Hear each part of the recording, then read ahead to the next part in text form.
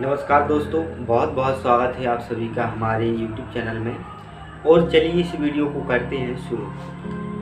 साथियों, माँ और पिता ये दोनों ही हमारे जीवन का निर्माण करते हैं। शास्त्रों में और ग्रंथों में बताया गया है कि अगर हम अपने माता पिता की सेवा करते हैं तो भगवान की सेवा कर रहे हैं। कुल मिला के हमारे शास्त्र यही कहते हैं कि माता पिता की सेवा ही भगवान की सेवा होती है। लेकिन आज के ज़माने में कुछ लोग ऐसे हैं कि अपने माता पिता को बुढ़ापे में बहुत ज़्यादा तकलीफ़ दे रहे हैं। जवानी में माता पिता से रुपए लेते हैं, बचपन में माता पिता के साथ रहते हैं, लेकिन जैसे ही माता पिता बूढ़े हुए, माता पिता को बेटों की ज़रूरत पड़ी, बेटी की ज़रूरत पड़ी, तो बेटा बेटी अपना हाथ दूर कर लेते हैं, अपना साथ दूर कर लेते हैं और माता पिता को दर दर की ठोकरें खानी पड़ती हैं। और फिर कहते हैं कि पहले आप अपने माता पिता की सेवा कीजिए, उसके बाद आप भगवान के दरबार पर जाइए। साथियों कि एक हम आपको छोटी सी कहानी सुनाना चाहते हैं, इसको आप सुनिए, आपको बहुत कुछ सीख मिलेगी। एक गांव होता है, छोटा सा एक गांव होता है। उस गांव में बहुत सारे लोग रहते हैं। एक आदमी था, एक औरत थी। आदमी और औरत थी। औरत का नाम था प्रेमवती और आदमी का नाम था ओम प्रकाश। ओम प्रकाश और औरत दो पति पत्नी थे। इनके दो बच्चे होते हैं। पहले का नाम हुआ राजू, दूसरे का नाम हुआ रोहन।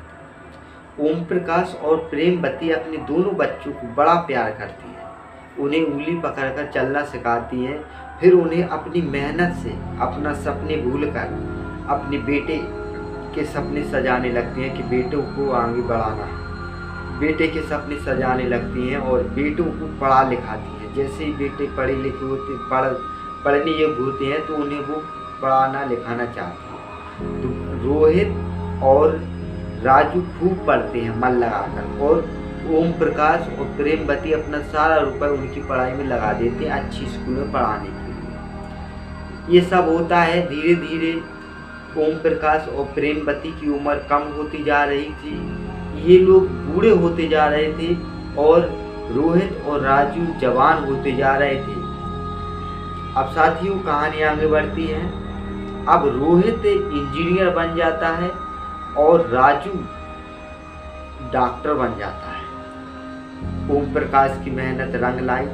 अपने दोनों बेटों को रोहित ओम प्रकाश ने सफल बना दिया। और फिर कुछ समय और बीतता है तो रोहित की और राजू की शादी हो जाती है। मेरे दोस्त, माता पिता ने कितना कुछ किया अपने बेटों के लिए, पढ़ाया लिखाया, पाला पोसा, पढ़ाया लिखाया, शादी की, घर बनाया, हर खुशी अपने बेटों को, हर खुशी जितना उनसे हो सकता था। अब जब वो असहाय हो गए तो अब देखिए उनके बेटे उनके साथ कैसा बर्ताव करते हैं।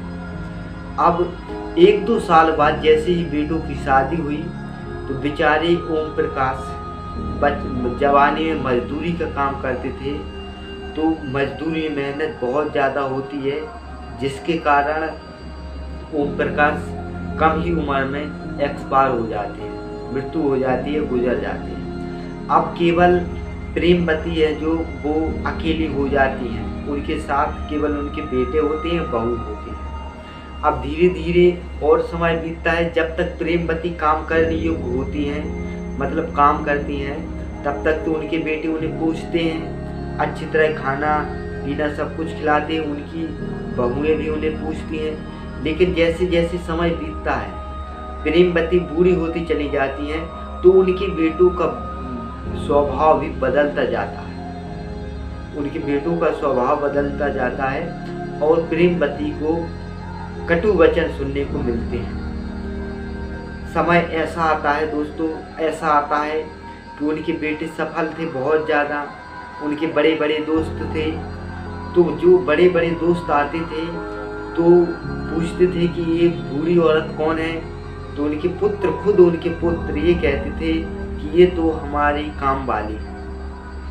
बताइए, उनके पुत्र ये कहते थे ये औरत हमारी काम वाली है, घर का काम हम करती है और यही रहती है, खाना पीना खाती है। ये नहीं कहते थे कि ये हमारी माँ है।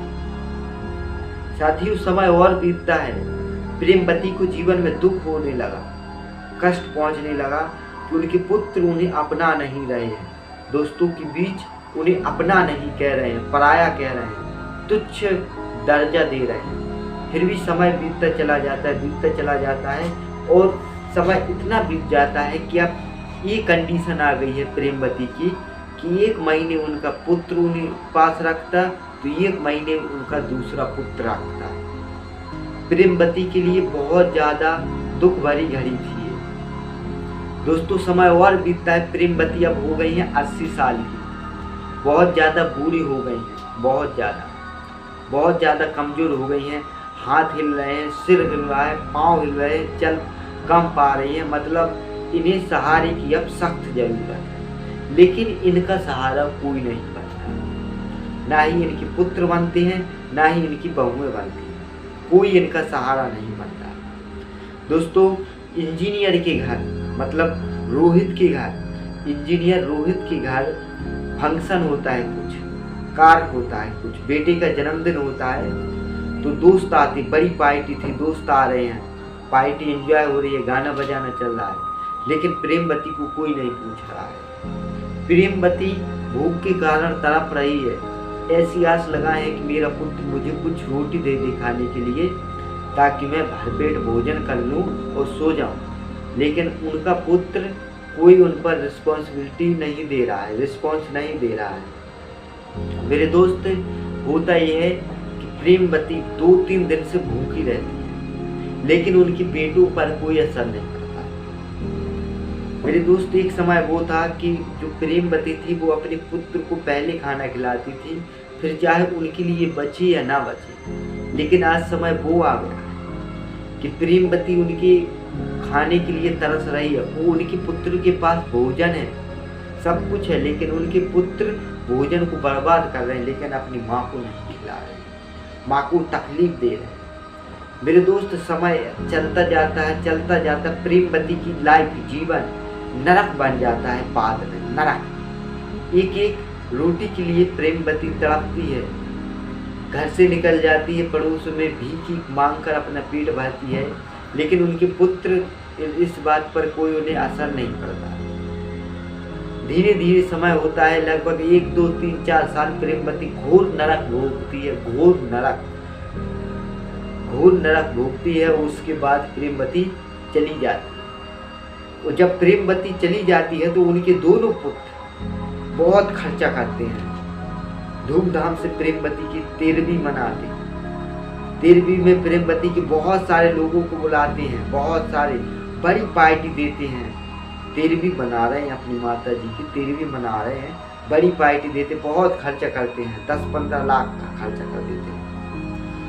तो साथियों, बहुत दिखावा ये करते हैं कि उनके दोस्तों को ये लगे कि ये रोहित और राजू अपनी माँ से बहुत प्रेम करते थे, ये दिखाने की कोशिश कर रहे हैं, बहुत खर्चा कर रहे हैं। लेकिन ऐसा खर्चा करने से क्या फ़ायदा मेरे दोस्त? मैं आप ही से कह रहा हूँ, अगर आप हमारी वीडियो को यहाँ तक देख रहे हैं, जीवन में कभी उदास मत होइए, क्योंकि आपकी सोचने वाली आपकी माँ है, आपके पिता है, इन्हें हरदम आपके बारे में ख्याल रहता है। ये हरदम आपके बारे में सोचते रहते हैं कि हमारा पुत्र क्या कर रहा है, कैसा है और ठीक है कि नहीं है, और हमारा पुत्र ठीक रहे। तो आप ये मत सोचिए कि हमारा कोई नहीं है, आपका सबसे अच्छा आपके माता पिता हैं। ठीक है मेरे दोस्त, अब हम आपको ये बताएं कि आप अपने संपूर्ण जीवन में कुछ भी करें, कोई भी काम करें, अगर जॉब लग गई तो अच्छी बात है, नहीं लग गई तो बिजनेस कीजिए। बिजनेस नहीं कर सकते हो, दिमाग नहीं है या रुपए नहीं है, कुछ भी नहीं है, तो कुछ भी करके इतना जरूर आप काबिल बने कि खुद खा सकें और अपने माता पिता को खिला सकें। मेरे दोस्त, आप अपने जीवन में अपने माता पिता को खुश रखिए। इन्हें बुढ़ापे में आप ही की ज़रूरत होती है, ना कि आपकी बहुओं की, आपकी वाइफ की। अगर आप इनके हो तो आपकी वाइफ आपकी है, तो जाहिर सी बात है वाइफ इनकी भी हो। इसलिए अपने माता पिता का आप ज़रूर से ज़रूर ख्याल रखें। उन्हें बुढ़ापे में उनका सहारा बने, उन्हें खिलाएं पिलाएं और उनका जीवन सुखमय आनंदमय के साथ व्यतीत करवाएं। ये आपकी जिम्मेदारी है। और अगर आप ऐसा करते हैं तो ग्रंथ कहती है, धर्म कहती है, भगवान कहते हैं कि आप अपने जीवन में निराशा नहीं भोग पाओगे, उदास नहीं रह पाओगे, परेशान नहीं रह पाओगे, दुख नहीं सह पाओगे। भगवान कहते हैं कि मेरी सेवा मत करो, आप अपने माता पिता की सेवा कीजिए, उन्हीं में मैं हूँ। आपकी माता पिता में ही भगवान है, तो सबसे पहले भगवान की सेवा, बाद में पहले अपने माता पिता की सेवा कीजिए, फिर तो भगवान सर्वश्रेष्ठ हैं।